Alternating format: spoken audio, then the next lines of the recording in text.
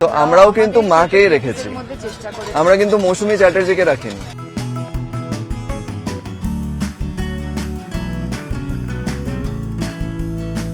মায়ের সাথে মন খুলে কথা বলতেও 4 বার ভাবতে হচ্ছে যে মা বা বাবা। হ্যাঁ,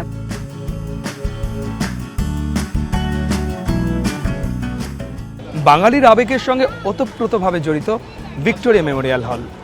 শহর কলকাতাকে যদি প্রাণের শহর বলা হয় তাহলে শহরের প্রাণকেন্দ্র হলো ভিক্টোরিয়া মেমোরিয়াল হল। আর এই ভিক্টোরিয়ার সামনে যে কোনো আড্ডায় কিন্তু জমে ওঠে। আজকে আমার সঙ্গে বিশেষ আড্ডায় রয়েছেন দুজন বিশিষ্ট অভিনেতা, টলিউডের পাওয়ার কাপল নুসরাত জাহান এবং Yash Dasgupta. Hello Nusrat, how are you? Hello, খুব ভালো। বেশ গরম পড়েছে ভালো, কিন্তু ভিক্টোরিয়ার সামনে বেশ ভালোই লাগছে। একদম বাঙালি নববর্ষ, নতুন বছরে আমরা ভিক্টোরিয়ার সামনে আড্ডা দিতে চলে এসেছি। এবং ভিক্টোরিয়া দেখে একটা জিনিস যেটা মনে হচ্ছে যে, বলো তো কতদিন পর ভিক্টোরিয়াতে এলে? আমার মনেই নেই আসলে। আমার মনে আছে শেষ আমি আর নুসরাতই এসেছিলাম।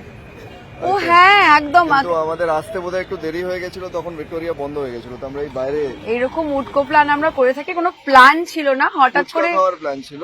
হ্যাঁ, এবং ইয়াশ বলে তাহলে চলো। ও কিন্তু এটা করে, ধরো আমি হঠাৎ করে বলেছি যে আমার এখন এটা করতে ইচ্ছে হচ্ছে, ও কিন্তু সেখানে গিয়ে গাড়ি পার্ক করে ভিড়ের মধ্যে নিয়ে যায়, এগুলো করে থাকে। It's very exciting. কিন্তু আমরা সেদিন এসেছিলাম কিন্তু বন্ধ হয়ে গেছে। আমরা আসতেই থাকি প্রায় ভিক্টোরিয়ার দিকে, মানে লেট নাইটও অনেক সময় আমরা ড্রাইভে বেরোই, ক্যাজুয়াল ড্রাইভে। ভিক্টোরিয়া চারপাশটা একটু ঘুরে নিলাম, তখন একটু দাঁড়িয়ে দেখি, আমরা গাড়িটা পার্ক করে একটু দাঁড়িয়ে দেখি। একদম মানে ভিক্টোরিয়া তো দিনের বেলা দেখতে একরকম, বিকেল বেলা একরকম, রাতের বেলা একরকম। ভিক্টোরিয়ার একটা নিজস্ব সৌন্দর্য রয়েছে। আরেকটা সৌন্দর্য রয়েছে, এখানে বহু মানুষ দেখো কি সুন্দর আসছে।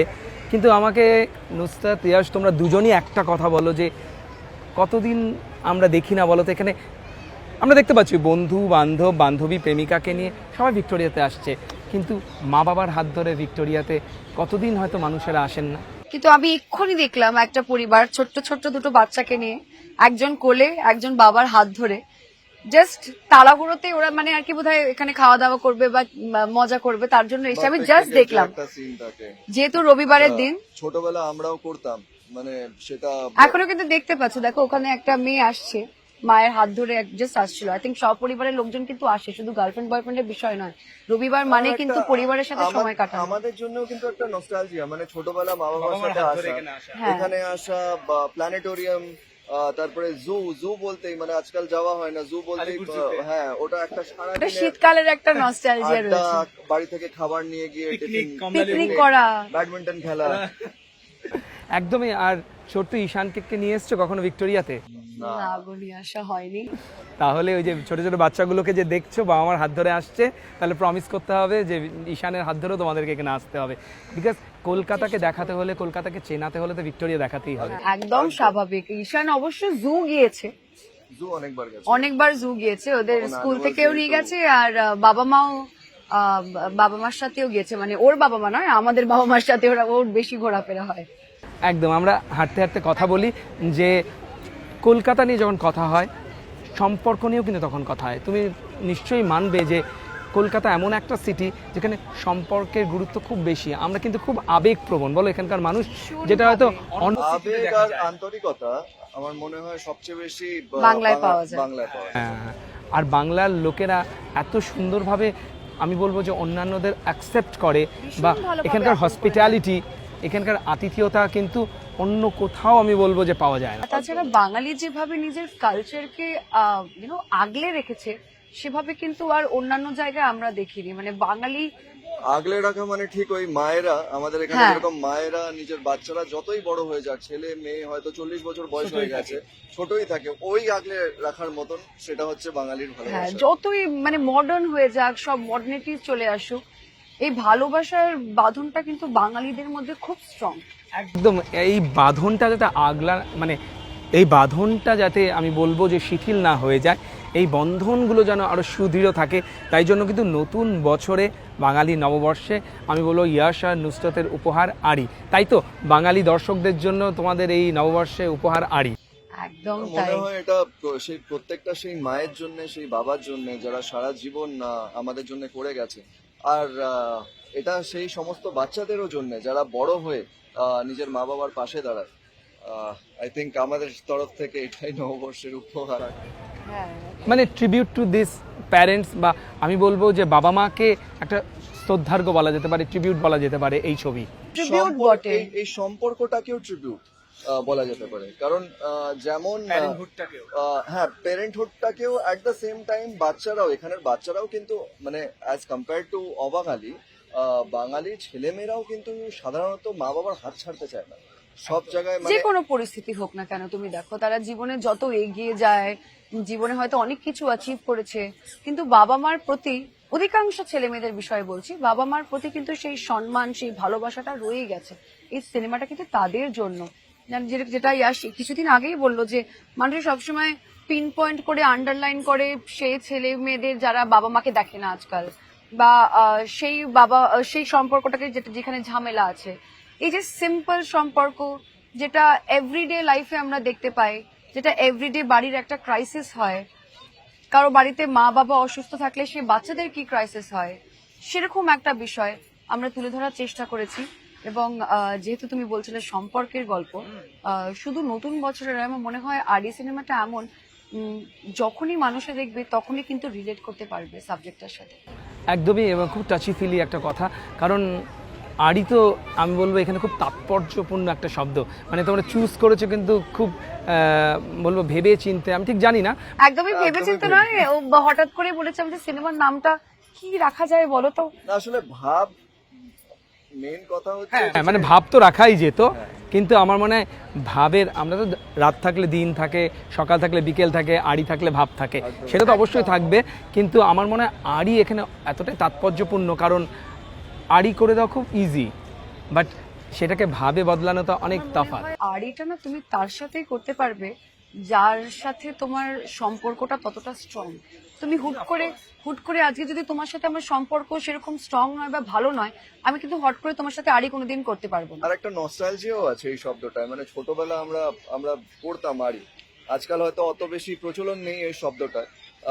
যেমন আজকের দিনে সম্পর্কগুলো কোথাও না কোথাও একটা সেই ডেপথ হারিয়েছে, একদম মনে শিথিল হয়ে যাচ্ছে সম্পর্কগুলো। তো সিমিলারলি মানে এই শব্দগুলো আমাদের ছোটবেলার শব্দ, যেখানে আমরা আড়ি করে দিতাম।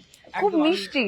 একদম, আমি দর্শকদের যেটা বলবো যে এই আড়ি নামটা কিন্তু খুব তাৎপর্যপূর্ণ, কারণ আড়ি যেখানে আছে সেখানে ভাব তো রয়েছেই, আর যেখানে সন্তান রয়েছে সেখানে বাবা মারা রয়েছে, এখানে একটা মা ছেলের সম্পর্ক আমরা খুব সুন্দর দেখতে পাচ্ছি, যেখানে মৌসুমী চট্টোপাধ্যায় এবং ইয়শ রয়েছে, এবং তাদের মাঝখানে আমি বলবো যে কাবাব মে সস নুসরাত জাহান, কাবাব মে হাড্ডিও নয়, সসও নয়, তাদের মাঝখানেও নয়, সে হয়তো দূর থেকে দেখে মা ছেলের সম্পর্কটাকে ভালোবাসছে। কিন্তু আমি যেটা ট্রেলার টিজারে দেখলাম যে মানে তোমার চোখ দিয়েও বা তোমার চরিত্রটা কিন্তু খুব সুন্দর এই মা ছেলে সম্পর্কটাকে এক্সপ্লেন করছে, তাই না? কিন্তু আসলে গল্পটা বলছে একদম সূত্রধার।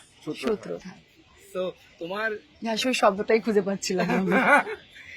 সূত্রধার এবং তোমার এই উপস্থিতিটা, তোমার অ্যাপিয়ারেন্সটা কিন্তু খুব ইম্পর্টেন্ট এই মা ছেলের কাছে, কারণ তোমার চোখ দিয়ে পুরোটা দেখা। সেটা একদমই তুমি বলতে পারো যে আমার চোখ দিয়ে কিভাবে তাদের গল্প এবং চরিত্র আমি কিভাবে বলে না একটা ইংলিশে বলে হাউ টু টেল দ্য টেল, সেটা সেই গল্পটা কিন্তু আমার চরিত্রের হাত ধরে। বাট এটা হচ্ছে অনেক বেশি, জানো তো এই সিনেমা আমরা সবসময় যখনই আড্ডা মারি বলি যে তো ওর চরিত্রটা কিরকম, তোমার চরিত্র কিরকম, এই ধরনের আমরা কথা বলে থাকি, কিন্তু এই সিনেমায় না সেরকম করে আলাদা করে বলার কিছু নেই, বলো যে আমার চরিত্রের নাম এই। এবার এখানে এই সিনেমাতে যখন তোমরা সিনেমাটা দেখবে তখন ঠিক অদিতির চরিত্রটা কি, কারণ ওটাতেও একটা চমক আছে যেটা আমরা এখন প্রমোশনে দিতে চাইছি না, সো ওর ঠিক চরিত্রটা কি সেটা সিনেমাটা দেখলে তোমরা বুঝতে পারবে। এটা কিন্তু ওই টিপিক্যাল ইয়ে না যে মাছের মাঝখানে চলে আসছে, তারপরে ওই ঝামেলা কুট এইসব নেই, অনেক কিছুই রয়েছে এই সিনেমায়, যেটা আমার বিশ্বাস মানুষ যখন সিনেমা দেখবে তখনই বুঝতে পারবে। যেরকম আমরা ট্রেলারটাই বলেছি যে একটা ক্রাইসিস আছে, ক্রাইসিসটা হচ্ছে মায়ের অসুখ। মায়ের অসুখটা এরকম অ্যান্ট্রোগেড অ্যামনেশিয়া, which actually exist করে, এবং অনেক বয়স গেলে অনেক মানুষেরই সেটা হয়, মানে অ্যালজাইমার বলো, ডিমেনশিয়া হয়, হ্যাঁ, স্কিজোফ্রেনিয়া। আর এটা আমি আমার ফ্যামিলিতেও দেখেছি, আমার দাদুর জিনিসগুলো ভুলে যাওয়া যে বিষয়টা, তো এটা কিন্তু খুবই কমন। তারা একটা কল্পনার জগতে থাকে এবং তারা সবকিছু ভুলে যায়, সকাল হলেই ভুলে গেল, রাতে মনে পড়লো পরদিন সকালে আবার ভুলে। তাদের জন্য তো ওটাই জীবন, ওটা নর্মাল। এবং তাদের সাথে যারা থাকছে, যাদের পরিবারে যারা রয়েছে, তাদের একটা অন্যরকম অনুভূতি হয় তাদের সঙ্গে বাস করতে গিয়ে। মানে মানে আজকে বলে যদি না যে ছোটবেলায় বাবা মারা একটা বাচ্চার খেয়াল রাখে, কিন্তু বয়স গেলে বাবা মারা কিন্তু বাচ্চাদের মতন হয়ে যায়, একদম তাই। আর তখন তাদের বাচ্চাদের মতনই রাখতে হয়। এবং এই ক্ষেত্রে আমার একটা খুব প্রাসঙ্গিক প্রশ্ন, যে বাবা মারা যেভাবে আগলে রেখে আমাদেরকে বড় করে, ছোট থেকে বড় করে আমাদের ভবিষ্যতের দিকে এগিয়ে নিয়ে যায়, সন্তানরা, ছেলেমেয়েরা বড় হওয়ার পর বাবা মাকে কি আজকের দিনে ঠিক সেভাবে মনে রাখে?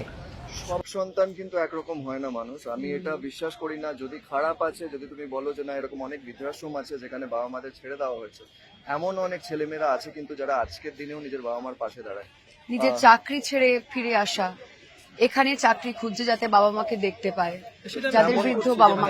আমি বলি কি, অধিকাংশ মানুষ, আমরা এভাবে কিন্তু ভাগাভাগি করতে পারবো না, কারণ এরকম অনেক ছেলে মেয়েরা আছে, মানুষ সত্যি সত্যি আছে, যারা নিজেদের জীবন বাবা মাকে উৎসর্গ করে দিচ্ছে। কারণ মা বাবার আমাদের বড় করে তোলার ঋণটা আমরা হয়তো কোনোদিনই শোধ করতে পারবো না। ওরা, আমার মতে সেটাই, যে সন্তানরাও যদি ইকুয়ালি ডিউটিফুল হয়, তাহলে কি বলতো এই সম্পর্কের এই যে বাঁধনটা দেখো অনেক মজবুত হয়। রেসপন্সিবিলিটিকে যদি সম্মান কোনো বাচ্চা দেয় বা কোনো প্যারেন্টস দেয়, তার পরবর্তী নেক্সট স্টেপ হচ্ছে ডিউটি। তাহলে তোমাদেরও সন্তান রয়েছে, আপব্রিঙ্গিং কতটা ইম্পর্টেন্ট এই মুহূর্তে দাঁড়িয়ে? যেহেতু ছোট্ট ঈশান রয়েছে বাড়িতে, তোমরা দুজন বলো যে সন্তানের আপব্রিঙ্গিং বা বেড়ে ওঠা কতটা important? Upbringing is very very important. আমাদের ক্ষেত্রেও তাই ছিল। আপব্রিঙ্গিং এমন একটা বিষয় না যেটা কোনো বাবা মাই এটা চায় না যে তার বাচ্চা খারাপ হোক। তারা কিন্তু ভালোবেসেই বাচ্চা বড় করে, চেষ্টা করে তার সমস্ত নিডস পুরো করতে। আফটার অল কিন্তু আমি সবসময় এটা মনে করি যে এক বাড়িতেই দেখবে হয়তো দুটো বাচ্চা আছে কিন্তু দুজন দুরকম, তার মানে কিন্তু এটা না যে বাবা মা দুজনকে দুরকম শিক্ষা দিয়েছে, শিক্ষা ওরা একই পেয়েছে। কিন্তু অনেক জায়গায় কি হয় আমার মনে হয় সোলটা ম্যাটার করে যায়, কেউ ভালো বেরিয়ে যায়, কেউ একটু মন্দ বেরিয়ে যায়। আসলে গাইডেন্সটা সম্পূর্ণটা নিজের উপরে। এখন থেকে দাঁড়িয়ে আমরা কোনোদিনই অ্যান্টিসিপেট করতে পারবো না যে ঈশান বড় হয়ে কিভাবে গাইডেন্স পাবে। আমরা আমাদের মতো করে গাইডেন্স দেওয়ার চেষ্টা করব, যে আপব্রিঙ্গিংটা আমরা পেয়েছি। আমরা ত্রুটি রাখবো না আমাদের ভবিষ্যৎ প্রজন্মের ক্ষেত্রে, বাকিটা তো তাদের উপর। নুসরাত কি এগুলোকে চেনে, হাওয়াই মিঠাই বা বুড়ির চুল? প্রচুর, ও তো প্রচুর খেতে ভালোবাসে। আমরা ওই দোকানটার সামনে যাই। দেখো এগুলোকে আমরা বুড়ির চুল বলি, আমরা ক্যান্ডি ফ্লস। ক্যান্ডি ফ্লস এটা ঈশানের জন্য। ঈশানের জন্য? হ্যাঁ, আমার জন্য নয়। ভেবেছিল ওকে দিচ্ছ। আমি কিন্তু সত্যিই ভাবলাম মানুষ, আমি এতদিন বাদে ভিক্টোরিয়া এসে তুমি আমাকে এটা দিচ্ছ। তোমার জন্য ওখানে আছে ফুচকা টুচকা, আরো চটপাটি খাবার আছে, সেগুলো তুমি খাবে। এটা বাড়ি নিয়ে যাবে, বিকজ ঈশানও চিনুক যে বুড়ির চুল কি হয়। ও চেনে, বেশ চেনে। কি আমরা ফুল ফ্যামিলি আমরা খেতে ভালোবাসি। আমরা এবং ওর জন্য আসলে আমরা কিন্তু চেয়েছি দুজনে খাই। অ্যাকচুয়ালি ওই যে হতো না ওই গোল গোল গোল গোল ঘোরাচ্ছে, তার মধ্যে বানানো হতো। হ্যাঁ, এইগুলো হ্যাঁ, এটা তুমি এটা খাও। এখনো এগুলো বার্থডে পার্টিতে দেখা যায় না। তুমি রাখো, তুমি খুলতে পারো। ওকে, যেটা বলছিলাম আমরা, যে দেখো এই যে বলি না আমরা বাবা মাকে সময় দেওয়া, আজকের দিনে কিন্তু সবাই খুব ব্যস্ত আমরা জানি, তার মাঝে কিন্তু আমরা বাবা মাকে সঠিক সময় দিতে পারি না। This is very important. তুমি দেখো যে এই ভালোবেসে আমরা আমাদের প্রেমিক প্রেমিকা, গার্লফ্রেন্ড বয়ফ্রেন্ডের গালে চুমু খাচ্ছি, কিন্তু বলতো বাবা মার গালে ওই আদরে একটা, মানে বাবা মায়ের গালে ওই আদুরে চুমু কতদিন খাওয়া হয় না, এটা কিন্তু আমরা ভুলে যাই। ভুলে যাই না। আসলে কি হয়, কাজের প্রেসার থাকে, আর আমরা জানি না, আমরা তো সবাই ছুটছি কিছু একটা জিনিসের পেছনে, কিসের পেছনে ছুটছি আমরা কিন্তু কেউ জানি না। এবার কাজের স্ট্রেস থাকে, তখন হয়তো মা ফোন করছে, আমরা ফোনটা তুলে বলে দিয়ে আরে এখন ব্যস্ত আছি, এখন ডিস্টার্ব করো না, তো পরে ফোন করছি। অজান্তে গ্রান্টেড দিয়ে থাকে। তো এটা কিন্তু অনেকেই করে, আর এটা কিন্তু ইন্টেনশনাল হয় না যে ইচ্ছা করে মাকে এটা বলা হচ্ছে বা কিছু। আমরা ভাবি মা বাবা তো বুঝবেই, সেটা ভেবে থাকি। হ্যাঁ, ওটা সত্যি কিন্তু টেকেন ফর গ্রান্টেড, কিন্তু কোনো ইল ইন্টেনশনের সাথে নয়। আমরা ভাবি যে মা বাবা তো। কিন্তু কালকে যখন এই মানুষগুলো থাকে না, তখন কিন্তু মানে পৃথিবীর কোনো টাকা তাদেরকে ফেরত নিয়ে আসতে পারে না। তখনই কিন্তু আমরা বুঝতে পারি যে না, জীবনের কিন্তু আসল খুশি বা হ্যাপিনেস কিন্তু এই ছোট ছোট জিনিসে আছে, সম্পর্কগুলোতে আছে। আমি বলবো যে এমন না হয় যে বলে না বেটার লেট দেন নেভার। আমাদের জীবনের কোনো ভরসা নেই, কাল কি আছে আমরা কেউ জানি না। সুতরাং বাবা মাকে আজই যদি আমরা একটু সময় দেই, একটু বুঝি, তারা কিন্তু কিচ্ছু চায় না, তারা চায় যে একটু জাস্ট এই যে হাত ধরে একটু ভালোবাসা। আমরা না মানে যেহেতু হয় না বয়সে নিজেকে বড় মনে করি, বড় হয়ে গেছি, সবকিছু জানি, সবকিছু বেটার বুঝি, সেটা যদি একটু কম করি তাহলেই মনে হয় এটা আমরা ম্যানেজ করতে পারবো। কারণ একটা খুব আনক্যানি ডিস্টেন্স চলে আসে একটা বয়সের পৌঁছানোর পরে, যেখানে মায়ের সাথে মন খুলে কথা বলতেও 4 বার ভাবতে হচ্ছে যে মা বা বাবা, হ্যাঁ মানে আমি যেহেতু মায়ের সাথে মানে পার্সোনাল নোট শেয়ার করি এবং বাবার সাথে বাবার সাথে অন্য ইনসাইটস রয়েছে আমার। কিছু জিনিস মানে এইগুলো সেগমেন্ট রয়েছে, এই জিনিসগুলো হ্যাঁ, মায়ের segment সঙ্গে, রয়েছে, হ্যাঁ। এই জিনিসগুলো বাবার সঙ্গে, এই জিনিসগুলো ভাই বোনের সঙ্গে, এই জিনিসগুলো সেটা না আমরা চেষ্টা করি যে সেটা যদি ঘুচিয়ে ফেলা যায়, সেই ডিস্টেন্সটা যদি ঘুচিয়ে ফেলা যায়। আমরা শত কাজের মধ্যেও বিশ্বাস করবে না, গাড়িতে আস্তে আস্তে কিন্তু মায়ের যখন ফোন আসে, আইদার আমার মায়ের ফোন আমি যদি নাও তুলতে পারি, ও তুলে কথা বলে নেয়। ওর বাবার যদি কোনো প্রয়োজন থাকে সেটা হয়তো আমার দেখার কথা। So I think it is very important. আমার মনে হয় আমাদের সকলেরই এটা করা উচিত। যদি কেউ এটা ইচ্ছে করে করে না কিন্তু মানুষ, মানে একটু যদি আমরা কেয়ারফুলি, মানে যখন আমরা ডেটে যখন যাই একটা মেয়ে বা একটা ছেলে, তারা কিন্তু একটু খেয়াল রাখে যে না কিছু ভুল কথা না বলে। আমার ভালোটাই এমন কোনো কথা না বলি যেটাতে মনে কষ্ট হয়। তো ওইটুকু যদি আমরা একটু মাথায় রাখি, আই থিঙ্ক তাতেই যথেষ্ট। একদম আমরা আমাদের অন্যান্য সম্পর্কগুলোর প্রতি যতটা যত্নশীল, সে হাজব্যান্ড ওয়াইফ বলো, গার্লফ্রেন্ড বয়ফ্রেন্ড বলো, বন্ধু বান্ধব, সেই ইকুয়ালি যত্নশীল যদি আমরা আমাদের বাবা মার সম্পর্কগুলোর ক্ষেত্রেও হই, তাহলে কিন্তু আমি বলবো যে তাদের বার্ধক্যটা, তাদের শেষ জীবনটা কিন্তু অনেক বেশি আনন্দের, আমি বলবো না সুখের হবে, স্বস্তির হবে, তাই না? তুমি যদি আরি সিনেমাটা দেখো মানুষ, এটা তুমি দেখবে অবভিয়াসলি, তুমি বুঝতে পারবে এমন একটা চরিত্র, একটা এমন ছেলে যে হয়তো নিজের এন্টায়ার লাইফটা মাকে ডেডিকেট করে যাচ্ছে, যেটা তুমি ট্রেলারেও ডায়লগে রয়েছে যে আমার জীবন মা থেকে শুরু এবং মাতে শেষ। এটা কিন্তু অনেকেরই গল্প। এটা যখন ট্রেলার রিলিজ হয়েছিল, অনেকে কিন্তু এটা কমেন্টসে লিখেছে যে আমারও জীবন কিন্তু মা থেকে শুরু, মাতেই শেষ। তো এইটা না, এটা ভেরি ট্রু, মানে এটা ভেরি ট্রু। মানে একটা ছোট শিশু, বাবা অবশ্যই আমাদের রয়েছে, কিন্তু সব থেকে আমি বলবো যে ইটারনাল রিলেশনশিপ সেটা কিন্তু মায়ের সঙ্গে। মায়ের সাথে তো নারীর টান থাকে, আর বাবা মা এমন একটা সম্পর্ক যেটা বাচ্চা মানে the soul of the child যেটা হয়, সে নিজে বেছে নেয় এবং এটা উপর থেকে তৈরি হয়ে আসে এই সম্পর্কটা। সেই সম্পর্কটাকে সম্মান করা মনে হয় যতটা প্যারেন্টসরা যেভাবে সম্মান দেওয়া তাদের দায়িত্ব, বাচ্চাদেরকেও সেই সম্পর্কটাকে সম্মান দেওয়াটা ইকুয়ালি দায়িত্ব থাকে। জিজ্ঞেস করতে, ইয়াশকে জিজ্ঞেস করতে যে আমাদের খুবই খারাপ লাগে যে মানে তুমি তোমার মাকে হারিয়েছো, একটা যন্ত্রণা রয়েছে, এই ফিল্মটা কি কোথাও তোমার মায়ের প্রতি একটা ট্রিবিউট, বা যখন বানিয়েছিলে মায়ের কথা প্রতি মুহূর্তে মনে পড়েছে? মাকে আমি খুব ভালোবাসতাম, অফকোর্স, মানে এটা যে কোনো বাচ্চাই বলবে। কিন্তু এই ছবিটা এটার জন্য বানানো যে যখন আমি আমার মাকে হারিয়েছিলাম না, তখন এটা মনে হয়েছিল যে অনেক কথা বলা বাকি ছিল, অনেক কিছু করা বাকি ছিল, যেগুলো করতে পারিনি, কারণ ভাবতেই পারিনি যে হঠাৎ করে মাকে হারাবো। তো এই ছবিটার বানানোর আরেকটা খুব হিডেন কারণ হচ্ছে যে কথাগুলো মাকে বলতে পারিনি, সেই কথাগুলো হয়তো এই ছবির মাধ্যমে আমার মাকে আমি সেই জিনিসগুলো বলছি, যাতে আমার মা যদি কোথাও থেকে দেখে ছবিটা, সে জানতে পারবে যে আমি কি বলতে চাইছি। মানে না বলা কথাগুলো আরির মধ্যে দিয়ে তুমি মাকে বলতে চাইছো। আর যার জন্য আমি বলছি যে যাদের আছে না, বাবা মারা যাদের বেঁচে আছে, তারা সত্যি কিন্তু খুব লাকি। মানে কালকে আমি এটা নুসরাতকে তখন বলতাম যে যারা হারায়নি না মা বাবাকে, তারা কখনো এই যন্ত্রণাটা বুঝতে পারে না যে পেরেন্টসকে হারানো। কারণ যে কোনো জিনিস লাইফে যতক্ষণ না তুমি নিজে এক্সপিরিয়েন্স করছো, ওর ব্যথাটা, ওর কষ্টটা তুমি বুঝতে পারবে। যে যন্ত্রণাটা তোমার মধ্যে দিয়ে যদি না যায়, তাহলে তুমি কখনোই ওটা উপলব্ধি করতে পারবে না। সবাই জানি যে না, সবার একটা সময় আসে, তারপরে চলে যেতে হয়, কিন্তু আমরা কখনো তৈরি থাকি না যে এটা হবে। মানে আমরা ভাবি হ্যাঁ রোজ তো, কালকে উঠেও তো আবার দেখা হবে। একদমই। এবং আমরা তো ছোটবেলায় বলতাম এরকম যে আমার বাবা মা কোনোদিন আমাদের থেকে ছেড়ে চলে যাবে না, কোনোদিনও যাবে না। তারপর লাইফ গোজ অন। কিন্তু যতটুকু সময় আমরা এই পৃথিবীতে আছি, আমার মনে হয় ওই একটাই কথা যে আড়িগুলো যত কমে যায়, ভাবগুলো যত বেশি হয়। ভাব হয়ে যায়, কারণ কালকের তো ঠিক নেই, হঠাৎ কালকে সেই মানুষটাই থাকলো না, তো আড়ি করে কি লাভ।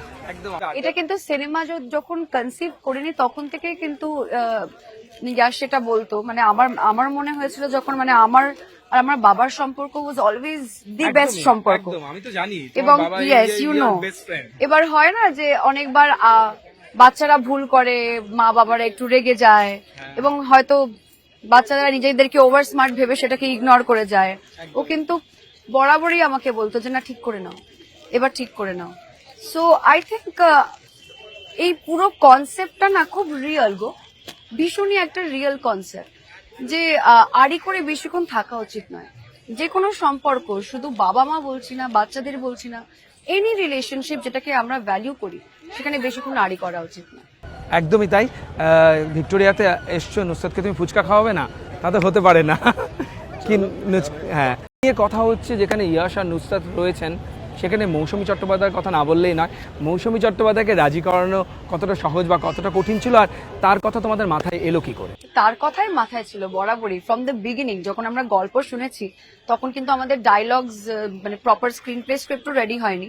ইয়াশ যখন গল্পটা আমাকে বলে, ওই চরিত্রটা যখন ডেভেলপ হয়েছিল, ওটার সাথে না, মানে ওই চরিত্রটার সাথে আমার মায়ের বা নুসরাতের মায়ের খুব মিল। এরা খুব, আমাদের দুজনের মারাই খুব ঠোঁট কাটা, কিন্তু লোকের মুখের ওপরে বলে দেবে, ঠিক আছে? তো হ্যাঁ হ্যাঁ হ্যাঁ, তো আমরা তার মধ্যে ভাবছিলাম যে এরকম এই চরিত্রটা এমনই কোনো অভিনেত্রী করতে পারবে যে খুব ঠোঁট কাটা, আর তার সেটা অভিনয় করতে হচ্ছে না, খুব ন্যাচারালি যাতে চলে আসে। মুখের উপর তো যখন আমরা গল্প শুনি আমরা তো চরিত্রগুলোতে কোনো না কোনো একটা মুখ ভিজুয়ালাইজ করে থাকি। আমরা কিছুতেই ওনার মুখ ছাড়া আর অন্য কিছু ভিজুয়ালাইজ করতে পারছিলাম না। ইনফ্যাক্ট আমরা এতটাই হেলবেন্ট ছিলাম যে যদি উনি রাজি না হন হাইপোথেটিক্যালি, তাহলে কিন্তু অন্য কোনো প্রজেক্ট আমরা ভাববো, নট দিস। মানে মৌসুমী চট্টোপাধ্যায় শুধুমাত্র ঠোঁট কাটা নয়, মৌসুমী চট্টোপাধ্যায় অত্যন্ত মুডি এবং উনি কিন্তু খুব ইন্ডিপেন্ডেন্টলি কাজ করতে পছন্দ করে। তোমরা নিশ্চয়ই সেটার মতন একদম টিপিক্যাল যেরকম আমার মা বা ওর মা, ঠিক সেরকম রেগে যায়। আমাদের যখন মায়েদের মুডের কোনো এক্সপ্লেনেশন আজ অব্দি দিতে পারছি না আমি। মৌসুমী ম্যামকে আমরা মৌ বলি, ঠিক আছে, কারণ আমাদের সাথে সম্পর্কটা এরকম। আর পছন্দ করেন না ওনাকে, শি ইজ দ্য হিরোইন, ওনাকে না এরকম কিছু না, ইটস নট লাইক দ্যাট। সম্পর্কের উপরে হয় তো, যে আমার এটা সম্পর্কগুলো খুব ইন্টারপার্সোনাল হয়, যে কার সাথে কেমন সম্পর্ক হলো। সো আমরা ওনাকে মৌ বলে ডাকি। আচ্ছা, এবার ওনাকে যখন এখানে ছাড়তে এসেছিল, ওনার মেয়েও এসেছিল এখানে ছাড়তে, তো মেয়ে ছাড়ার সময় কিন্তু আমাদের এই একটা কথাই বলে গেছিল যে আমি আমার মাকে ছেড়ে যাচ্ছি তোমাদের দুজনের কাছে, নিজের মায়ের মতন রেখো। তো এটা কিন্তু আর্টিস্টকে ছেড়ে যায়নি, মাকে ছেড়ে গেছে। আর আমরাও কিন্তু হ্যাঁ, তো আমরাও কিন্তু মাকেই রেখেছি, আমরা কিন্তু মৌসুমী চ্যাটার্জিকে রাখিনি। তো মায়ের সাথে যা যা হওয়ার কথা সে সবটা কিন্তু মৌয়ের সাথেই হয়েছে। এবং আড়িতে যেখানে একটা মা এবং ছেলের সম্পর্কের গল্প আমরা দেখছি, যেখানে একটু আগেই বলছিলাম ইয়াশ যেমন তার মাকে হারিয়েছেন, মৌসুমীদিও কিন্তু তার সন্তানকে হারিয়েছেন। আমার মানে এই দুটো অভাব বা এই দুটো আমি বলবো যে গ্যাপ কোথাও যেন এক বিন্দুতে এসে মিলে গেছে। সেটা আমি নিজের চোখে দেখেছি, নিজের চোখে দেখেছি, সেটে অফ ক্যামেরা ফিল করেছি। উনি নর্মালি যেমন ইয়াশ নর্মালি নিজের যেটা মাকে হারিয়েছে সেই কথাটা কিন্তু বারে বারে বেরিয়ে আসে না। এবং মোর কিন্তু এই যে ক্রাইসিসটা বা যেটা ভেতরে যে পেনটার থেকে গেছে সেটার ব্যাপারেও কিন্তু উল্লেখ কোনোদিন করে না। It is very personal, but দুজনে মিলে I think they share a lot of pain, and সেটা কিন্তু স্ক্রিনে তুমি দেখতে পাবে। সেটা ওদের আর অভিনয় করতে হয়নি। আমার মনে হয় ইয়াশও কোথাও তার মাকে ফিরে পেলো, আর মৌসুমীদিও কোথাও যেন তার হারিয়ে যাওয়া সন্তানের যন্ত্রণাটা কোথাও যেন। আমি আজকে হয়তো এখানে দাঁড়িয়ে বলতে পারি যে আমি না, আমার কাছে উনি খুব বকা খান, এটা হয়তো শুনে দর্শক অন্যভাবে নেবে, কিন্তু একটা মা তো ছেলের কাছে বকা খায়। একদমই। ওই বকাটা কিসের জন্য? ওই বকাটা তো একটা কেয়ার, অফকোর্স কেয়ারের জায়গা থেকে আসে। মা বাবারা ছোটবেলা আমাদের কেন বকে? কারণ মা বাবা মায়েরা একটা বয়সে পৌঁছানোর পরে ভীষণ দুষ্টুমি করে বাচ্চাদের মতো, যেগুলো তাদের শরীরের পক্ষে ভালো নয়। তো সেখানে তো ছেলেকে বা মেয়েকে সেখানে তো একটু শক্ত হতেই হবে। আমি তো শুনেছি যে শুটিং এ ইয়াশের কাছে প্রচুর বকা খেয়েছে এবং না বলে কোথাও কিছু খেলে ইয়াশ জানতে পেরে গেলে সেটা নিয়ে তুলকালাম হয়েছে। আমাকে তো লুকিয়ে লুকিয়ে বলেছে তুই আমাকে এটা করে দিবি, ধরো যে করে দিয়েছে, তারপরে বলেছে ইয়াশকে বলবি না, বলেছে তুই বরকে বলবি না, কিন্তু হ্যাঁ বলবি না।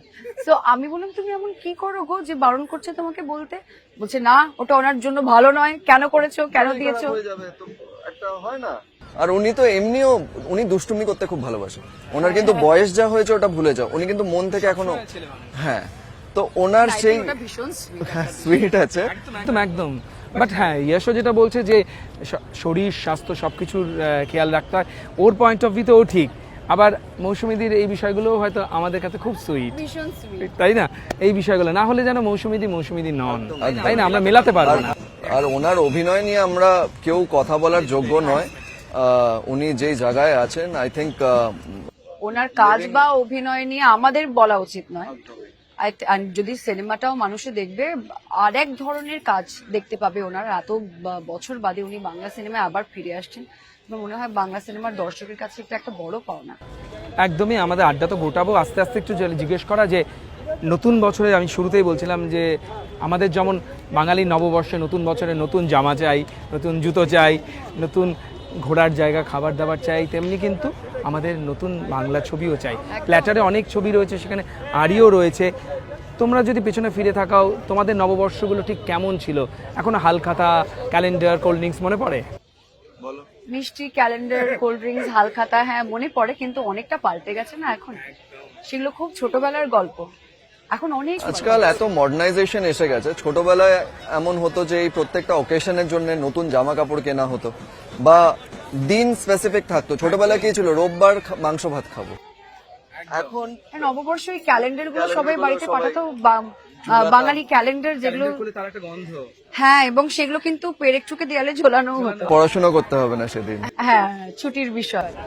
তারপরে হাতে কার্ড বানিয়ে শুভ নববর্ষ লিখে বন্ধুদেরকে দেওয়া, হ্যাঁ, সেই আমার মনে হয় হারিয়ে যাওয়া জিনিসগুলো, লাইফ গোজ অন, যেটা মানে ভবিষ্যৎ চলবে, কিন্তু আমার মনে হয় হারিয়ে যাওয়া জিনিসগুলোকে যদি আমরা সঙ্গে নিয়ে চলি, তাদেরকে ভুলে না যাই, মানে সঙ্গে নিয়েও যদি না চলতে পারো, বিকজ জগৎটা আরো বেশি মডার্ন হচ্ছে, আমরা এগিয়ে যাচ্ছি, ভুলে যাওয়াটা উচিত নয়। একদমই। এবং আরও একটা যেটা কথা বলার, যে তর্ক বিতর্ক সব কিছুই থাকবে, কিন্তু সেখানে ভালো থাকাটা ভেরি ইম্পর্টেন্ট, তাই না? আমার মনে হয় যে প্রত্যেকের একটাই মোটো হওয়া উচিত, যে ভালো থাকা এবং অন্যকে ভালো রাখা। নিজেকে ভালো রাখো, অন্যকে ভালো রাখো, এটাই হচ্ছে ইম্পর্টেন্ট। আর দর্শকদের আমরা কি বলবো, যে আশপাশে এত রকম ঝগড়াঝাটি, হল্লাহাটি রয়েছে, কিন্তু যত বেশি সম্ভব আমরা যদি ভাব করে নেই, আড়িটাকে মিটিয়ে ফেলি। আমরা দর্শককে আর অনুরোধ করব না, তুমি আমাদের হয়ে বরং দর্শককে অনুরোধ করো যে এইবার একটা মনে দাগ কাটার মতো ছবি সিনেমা হলে আসতে চলেছে 25শে এপ্রিল, আড়ি। সেটা কেন দেখবে, সেটা তুমি বলো। তুমি খুব ভালো বলেছিলে, তুমি অফ দ্য ক্যামেরা খুব ভালো বলেছো। আমি চাইবো যে তুমি সেটা দর্শকের সামনে রাখো। একদমই। আমি তাই বলবো যে যেটা দিয়ে শুরু করছিলাম, যে জীবনে সময় খুব অল্প, এবং আমরা কিন্তু প্রত্যেকেই যেটা মানি, যেটা আমি আর নুসরাতও বলছিলাম, যে ভালো থাকা এবং অন্যকে ভালো রাখাটা খুব ইম্পর্টেন্ট। তাই আশপাশের মানুষজনদের সঙ্গে, যাদের সঙ্গে আড়ি আছে বা যাদের সঙ্গে নেইও, তাদের সকলের সঙ্গে সদ্ভাব রেখে ভাব করে এগিয়ে চলাটাই আমার মনে হয় যে জীবনের চলার পথে, এগিয়ে যাওয়ার পথে সব থেকে বেশি মূল্যবান। এই অন্তহীন আড্ডা চলতেই থাকবে। আমি দেখতেই পাচ্ছি যে নুসরাত, ইয়াশ, ভিক্টোরিয়া এসে যথেষ্ট এনজয় করেছে। Thank you so much News 18 বাংলার সঙ্গে এই একান্ত আড্ডায় সামিল হওয়ার জন্য। থ্যাংক ইউ আমাদেরকে আমাদের এই নস্টালজিয়ার একটা ছোট্ট পোর্শন ফিরিয়ে দেওয়ার জন্য। একদম। তোমরা খুব ভালো থাকো এবং যেমনটা বললে সকলকে ভালো রাখো, আর এভাবেই তোমাদের কাজ এগিয়ে চলুক, আর কাজ অবশ্যই হলে পর্দায় কথা বলুক। একদম।